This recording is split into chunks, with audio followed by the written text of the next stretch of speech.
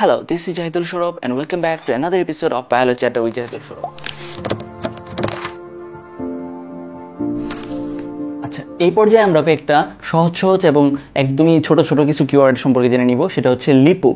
বায়োলজিতে কোথাও যদি লিপো থাকে, লিপো মানে হচ্ছে লিপিড বা স্নেহ বা চর্বি জাতীয় সেখানে কিছু একটা আছে। যেমন উদাহরণ হিসেবে আমরা বলতে পারি লিপো প্রোটিনের কথা। ঠিক আছে, তাহলে দেখো লিপো মানে হচ্ছে লিপিড, প্রোটিন মানে হচ্ছে আমিষ, অর্থাৎ এটা হচ্ছে এমন এক ধরনের প্রোটিন বা আমিষ জাতীয় যৌগ যেখানে কি আছে, লিপিড আছে।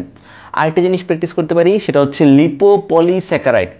অনেক বড় একটা নাম, কিন্তু দেখো ভেঙে ভেঙে আমরা যদি পড়ি, লিপো মানে হচ্ছে লিপিড, পলি মানে হচ্ছে অনেক, স্যাকারাইড, আমরা স্যাকারাইড কিওয়ার্ডটা কিন্তু আগেই জানছি। স্যাকারাইড মানে হচ্ছে কার্বোহাইড্রেট।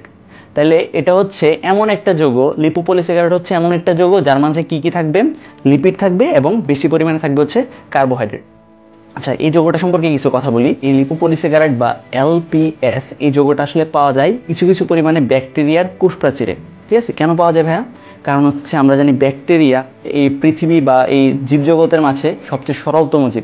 তাই তার সরলতার সুযোগ নিয়ে অন্য কোনো প্রাণী বা অন্য কোনো অর্গানিজম যাতে তাকে ক্ষতি করতে না পারে, তাই দেখা যায় যে কিছু কিছু ব্যাকটেরিয়ার কোষপ্রাচীরে, অর্থাৎ তার বাইরে যে প্রাচীরটা থাকে সেই কোষপ্রাচীরের মাঝে এই লিপোপলিস্যাকারাইডের একটা লেয়ার বা স্তর থাকে। এই লিপোপলিস্যাকারাইডের লেয়ার যে যে ব্যাকটেরিয়ার কোষপ্রাচীরে থাকে তাদেরকে বলা হয় আসলে, জেনে রাখতে পারো গেলাম, গ্রাম নেগেটিভ ব্যাকটেরিয়া।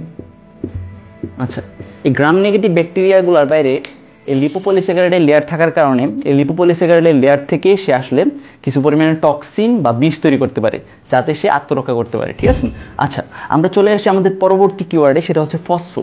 বায়োলজিতে কোথাও যদি ফসফো পাও, ফসফো মানে হচ্ছে সেখানে কি আছে, ফসফেট বা PO4 3- আছে, এই আয়নটা আছে। আচ্ছা, যেমন উদাহরণ হিসেবে আমরা বলতে পারি ফসফোলিপিডের কথা।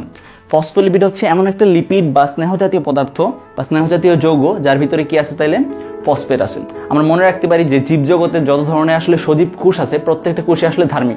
ঠিক আছে, প্রত্যেকটা কোষের বাইরে যে পর্দা থাকে, সেল মেমব্রেন বা কোষঝিল্লি যেটা থাকে, সেই কোষঝিল্লির মাঝে আসলে এই ফসফোলিপিড যৌগটা থাকে। ঠিক আছে, আচ্ছা নেক্সট কিওয়ার্ডে চলে আসি, সেটা হচ্ছে সালফো। সালফো কথাটা তুমি যেখানেই পাবা তোমাকে বুঝতে হবে যে সালফো মানে হচ্ছে সেখানে সালফেট আছে। ঠিক আছে, এই সালফেট আয়নটা আছে সেখানে। যেমন উদাহরণ হিসেবে আমরা বলতে পারি সালফোলিপিডের কথা। সালফোলিপিড হচ্ছে এমন একটা লিপিড বা স্নেহ জাতীয় পদার্থ যার ভিতরে কি থাকবে, তাহলে সালফেট থাকবে।